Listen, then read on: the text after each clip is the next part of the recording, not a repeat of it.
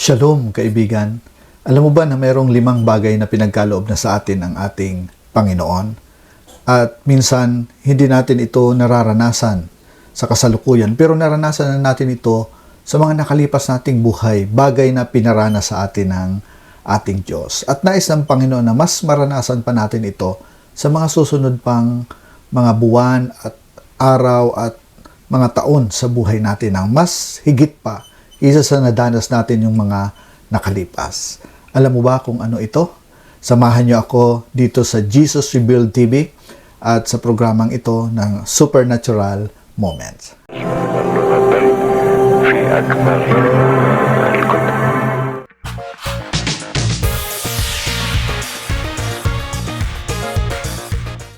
Okay, so yun nga po. Ang programang ito ay Supernatural Moments kasi si Lord po ay nandito at ang kanyang salitang pinag-uusapan natin, ang salita ng Diyos ay makapangyarihan at aktibo na gumagawa sa mga buhay ng mga taong nakikinig at sumasampalataya sa kanyang mga salita. At yun ang ginagawa ng Diyos sa buhay mo ngayon. Meron pong 5 bagay na dapat pong nating palaging naaalala at palagi po nating dapat maranasan sa ating mga buhay. Kaya huwag po natin itong kalilimutan. So nais ko po kayong dalhin sa aklat ng mga awit. Nandito po yung 5 iyon. Okay, ito po ay sa awit 103 verse 1 to 5.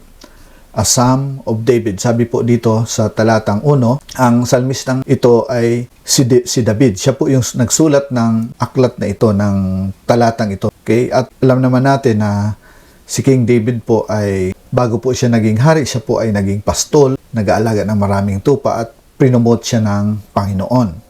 At ito yung bagay na sinasabi niya. Sabi niya sa talatang 1 sa verse 1, Bless the Lord, O my soul, and all that is within me, bless His holy name. So ito po ang mga panahon na malamang nakakaranas siya ng discouragement o kaya nakikita niya na yung kanya pong mga bagay sa buhay ay hindi ho nagmamanifest yung 5 ito na pinagkaloob sa kanya ng Diyos na naranasan niya nung mga nakalipas pa.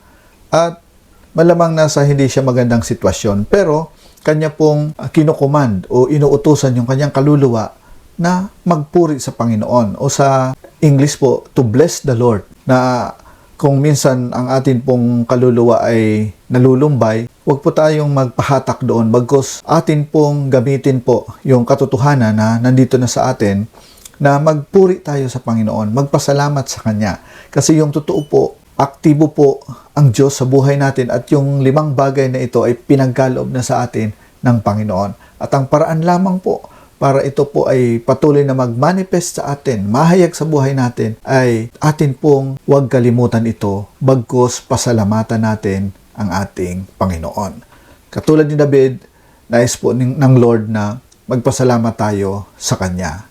Kaya katulad ni David po, sabihin din natin sa Panginoon na bless the Lord, O my soul.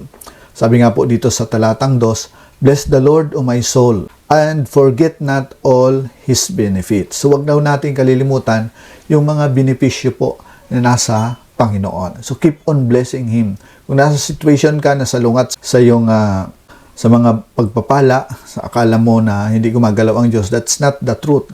Ang totoo po, pinagpala ka ng Panginoon. Bigkasin mo ito at turuan natin ang ating buhay, ang ating kaluluwa na magpasalamat sa Panginoon na pagpalain ang Diyos. Sabi na sa Tagalog po, sabi ni King David sa Psalm 103, pagpalain mo o kaluluwa ko ang Panginoon. At huwag daw nating kalilimutan ang mga benepisyong ito. Ano yan? Nandito po yung 5. So sa verse 3, ang sabi doon, who forgives all your iniquities. Ito po yung unang benepisyo. Yun pong kapatawaran sa kasalanan natin. Lahat, all our iniquities. So pinatawad na tayo ng Diyos. Kailangan mabuhay tayo at lumakad na tayo ay pinatawad na. Na alam natin na pinatawad na tayo ng Panginoon. Sa bagong tipan, ang kanyang dugo ay inalay niya para sa kabayaran ng lahat ng ating mga kasalanan. So, we are forgiven. Huwag po natin kalilimutan ito kasi binabalik at binabalik ito ng kaaway sa atin. Pinapa-discourage tayo ng kaaway at nilalagay sa ating kaisipan na hindi tayo pinapatawad ng Diyos at mahirap tanggapin yung kapatawaran ng Diyos. Pero ang totoo, nirelease na ng Diyos yung forgiveness niya sa atin, kailangan lang po nating tanggapin. So do not forget that, na lahat ng kasalanan natin ay pinatawad niya. At kalakip nito, yung pangalawa, nandyan din, sinasabi po doon, who heals all your diseases. So yung nagpapagaling ang Panginoon. Huwag nating kalilimutan na pinagaling niya tayo ng mga nakaraan. Mas lalo tayong magkakaroon ng kagalingan kung kayo man po ay may sakit at karamdaman. At alalahanin po natin na hindi lang po gusto ni Lord na gumaling ka sa iyong mga sakit at karamdaman, bagkus lumakad ka sa kalusugan. Okay? He heals us. Siya po yung ating health and wholeness. Ang Panginoon po, again, ang nagbibigay sa atin ng lahat ng ito. Yung kalayaan sa mga sakit at karamdaman. Huwag natin po itong kalilimutan. Siya yung manggagamot natin. Yan po yung pangalawa. At yung pangatlo ay nandito po sa talatang 4. Ang sabi dito, who redeems your life from destruction. So siya po yung kumukuha sa atin at nagpuprotekta sa atin sa mga pagkawasak, sa pag-atake ng kaaway, sa hindi magandang mga pangyayari. Siya yung nagre-redeem sa atin. Siya yung nag-aalis sa atin sa mga lugar na yon. Kaya nga ho, sa Bagong Tipan, isa po sa panalangin na tinuro sa atin ng Panginoon, yung pong tinatawag na the Lord's Prayer, di ba? Naalala niyo yung Our Father who art in heaven, hallowed be thy name, thy kingdom come, thy will be done on earth as in heaven. Di ba? Sabi doon, give us this day our daily bread, and forgive us our sins, and so on and so forth. At meron pong nabanggit doon na deliver us from every evil. So, tinuturuan tayo ng Panginoon na siya yung deliverer natin. Siya yung nagpuprotekta sa atin sa mga atake ng dyablo, sa mga atake ni Satanas, sa atake ng kaaway na nais tayong nakawan, nais tayong wasakin, at nais tayong patayin. Siya yung protector natin. He redeems us from that destruction. Sa cross, binigay ni Jesus ang kanyang buhay.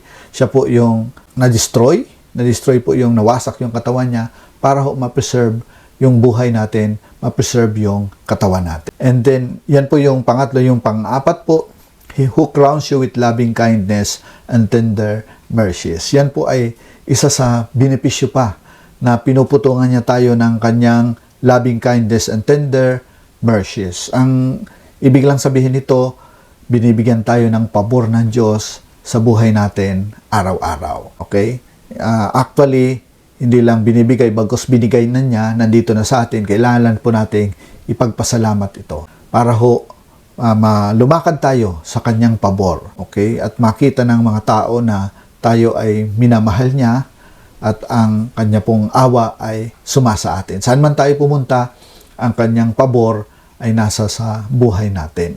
Pasalamatan po natin palagi ang Panginoon sa mga katotohanan ito. And then, yung panglima po, ang sabi po rito, who satisfies your mouth with good things so that your youth is renewed like the eagles. So makikita po natin itong renewal of youth. So yung mga nag-advance ng age, ang Lord po ang nag-preserve ng atin pong kabataan. Yung ating lakas ay lakas ng kabataan dahil galing po ito sa Kanya. Actually, binigay na ito ng Lord sa iyo at sa akin. Nandito na po ito sa atin. Kailangan lang po nating alalahanin at magpasalamat sa Panginoon dahil ito ay nasa atin na.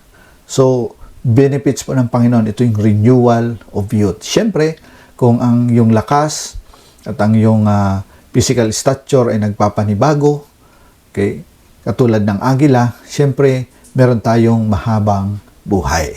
So, ito yung mga benepisyo ng Panginoon na pinagkalob na sa iyo, sa akin. At huwag nating kalilimutan para patuloy itong magmanifest, mahayag at maranasan natin sa ating buhay araw-araw. So, mga kapatid, sa oras na ito, hayaan mong ipag-pray kita, Lord, thank you. Dinideklara ko ang benepisyong ito na sa aking mga kapatid sa araw na ito. I declare these blessings, these benefits, Panginoon, sa kanilang mga buhay. Tunay nga po, Lord, that we bless you. Aming kaluluwa, patuloy kang magpuri at magpala sa Diyos. We bless you, Lord. And Lord, we never forget na lahat ng ito ay pinagkaloob niya sa amin. Yung kapatawaran ng aming kasalanan, yung kagalingan, Panginoon, at yung protection mo ay sumasa amin, yung favor mo ay sumasa amin, at yung pagpapanibagong lakas o renewal of youth ay sumasa amin, yung mahabang buhay ay sumasa amin, Panginoon. Lord, we thank you. Salamat po sa ginagawa mo sa aming mga buhay. Salamat po sa iyong binigay na. At Lord, salamat po dahil ito ay patuloy nagmamanifest sa amin araw-araw, Panginoon. We honor you and we praise you in Jesus' name. Amen. So maraming salamat sa iyong panunood sa bidyong ito.